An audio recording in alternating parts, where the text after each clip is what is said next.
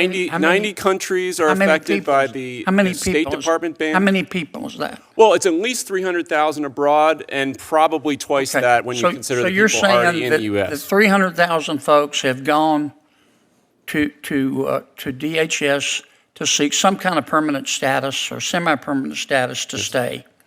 What stood out in this hearing wasn't just the questions. It was Senator Kennedy's strategy. He started calmly, praising Minnesota, then suddenly shifted to Medicaid fraud. His questions sounded simple, but they were carefully structured. First, he asked whether people who stole taxpayer money should be prosecuted. The professor agreed.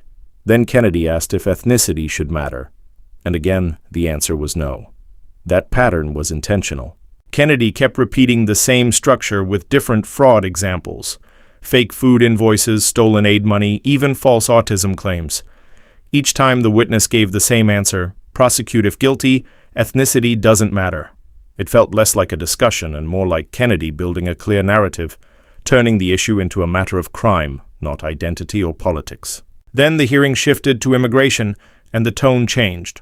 A witness claimed that hundreds of thousands of migrants paid fees to DHS, but their applications were just sitting there. Kennedy seemed genuinely skeptical. He called the allegations pretty bold and demanded proof. Instead of defending the system, he focused on one thing, whether the government was taking money and doing nothing. What made this moment interesting was Kennedy's tone. He didn't fully accept the witnesses' claims, but he didn't dismiss them either. He kept pressing for names, numbers, and documents. When the witness blamed a USCIS official and even the department leadership, Kennedy slowed him down and demanded clarity. It showed he wasn't looking for a speech. He wanted verifiable facts. The final exchange revealed Kennedy's real position. He said clearly he had no problem with vetting migrants. His concern was transparency. If applications were delayed because of background checks, that was one thing. But if the government was collecting fees and doing nothing, that would be unacceptable. He left the hearing without conclusions, but with serious questions on record. What makes this hearing powerful is how controlled Kennedy remained. He never raised his voice or turned the exchange into a political rant.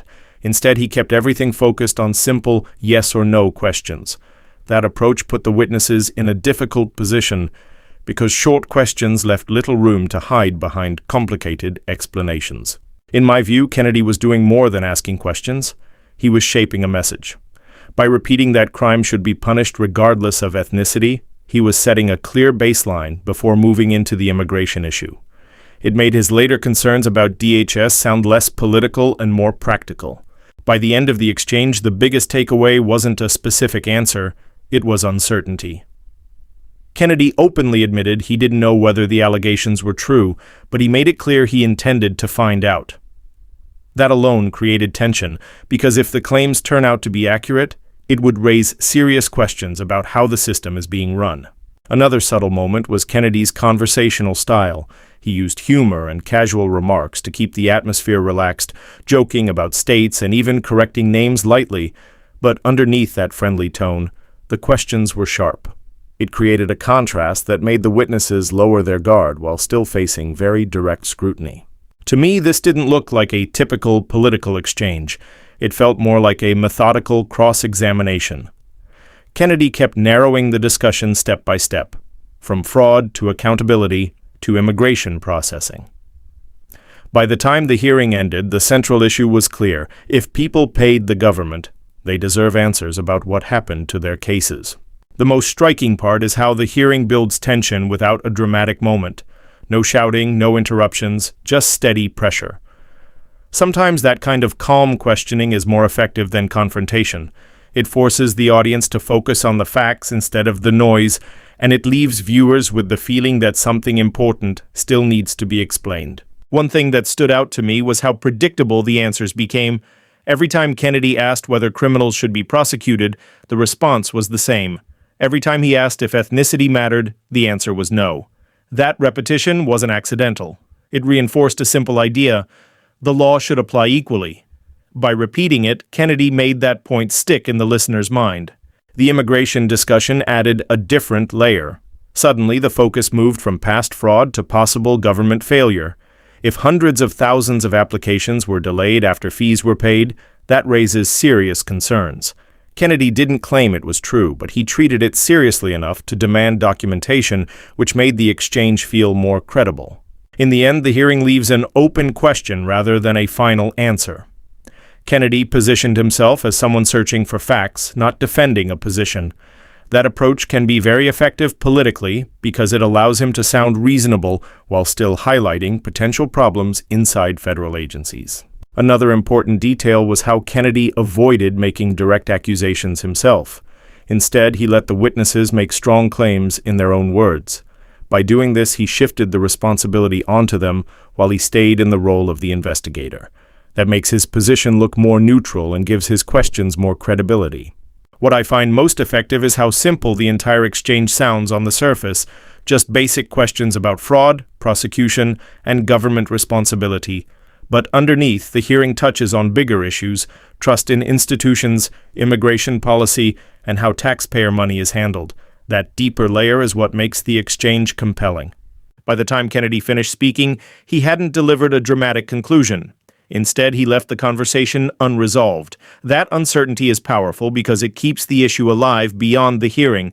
It makes viewers wonder whether the allegations will be proven or dismissed, and that curiosity keeps attention on the story. Another thing that makes this exchange effective is the pacing.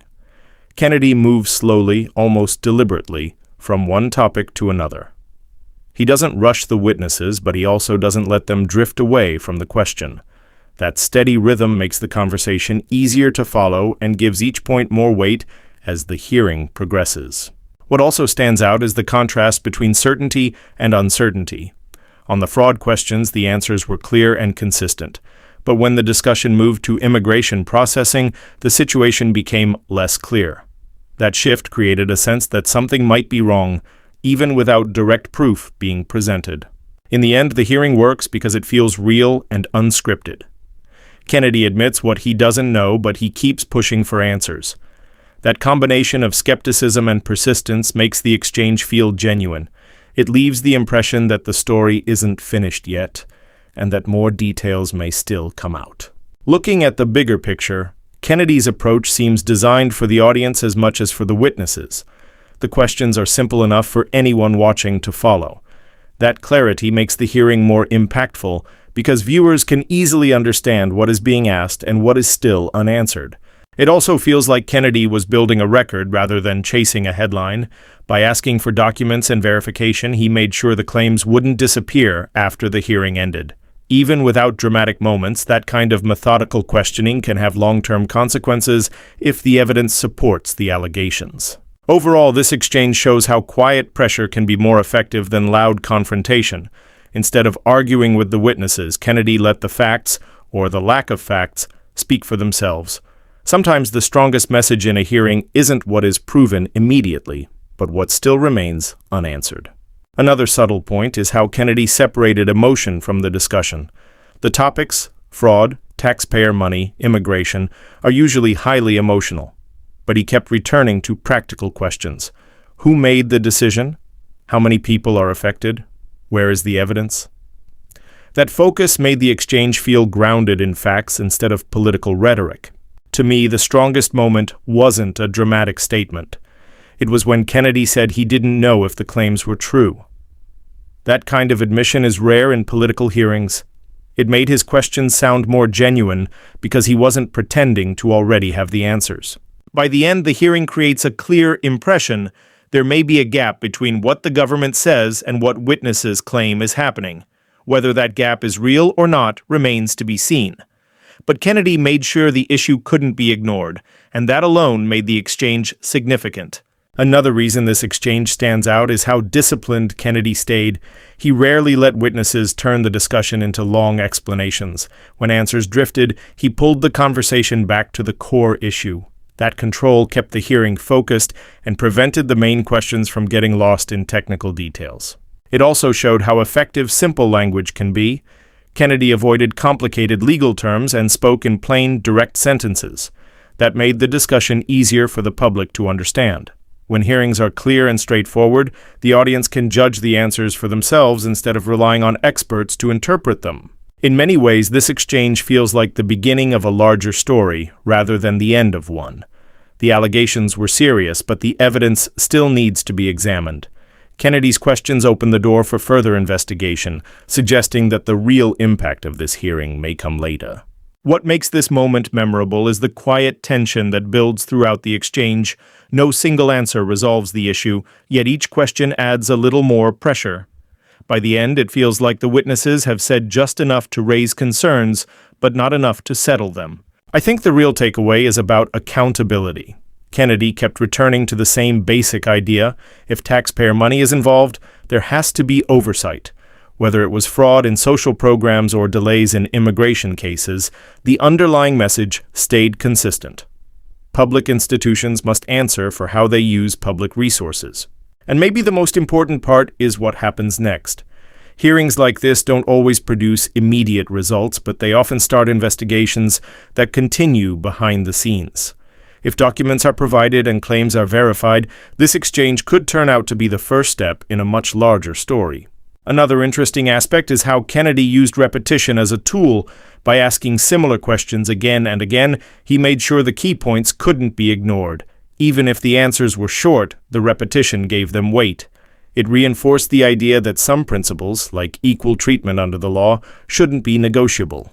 The witnesses often tried to give careful, qualified answers, but Kennedy kept steering them back to simple conclusions. That contrast made the exchange more revealing. The more cautious the responses became, the more the audience could sense the complexity behind the issue. In the end, the hearing works almost like a slow reveal.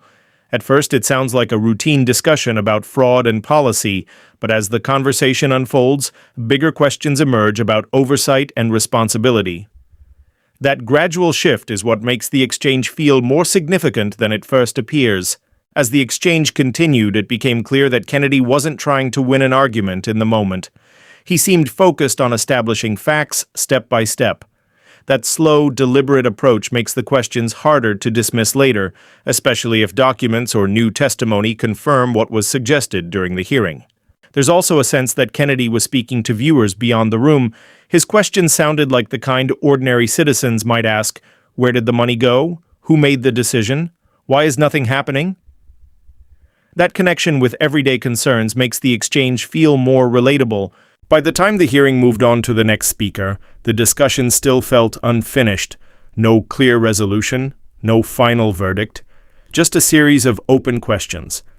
Sometimes that kind of ending is more powerful than a conclusion because it leaves the audience thinking about what they just heard. Another detail that stood out was how Kennedy balanced skepticism with politeness. He challenged the witnesses directly, but without hostility. That balance allowed him to press hard questions while still maintaining control of the conversation. It created a serious tone without turning the hearing into a confrontation. In many ways, the strength of this exchange comes from what wasn't said. No final accusations, no dramatic claims from Kennedy himself. Instead, he left space for the evidence to speak later. That restraint makes the discussion feel more credible and leaves the impression that the investigation is still unfolding. If anything, this hearing shows how influence in politics doesn't always come from speeches. Sometimes it comes from asking the right questions at the right time. Kennedy's approach demonstrates how steady questioning can reveal uncertainty and push important issues into the public spotlight. What also makes this exchange compelling is the sense of gradual escalation. The questions start simple and almost routine, but slowly move toward more serious implications. By the time immigration processing is discussed, the stakes feel much higher than at the beginning. That progression keeps the audience engaged. There's a feeling that Kennedy was testing the reliability of each witness. He listened carefully, then asked follow-up questions that forced them to clarify their statements. That process exposed where the answers were solid and where they became uncertain, giving viewers a clearer sense of what was known and what wasn't. By the end, the hearing leaves a lasting impression not because of a dramatic moment, but because of the steady buildup of unanswered questions. It suggests that the real story may not be what was said in the room, but what might be revealed afterward once the claims are examined more closely.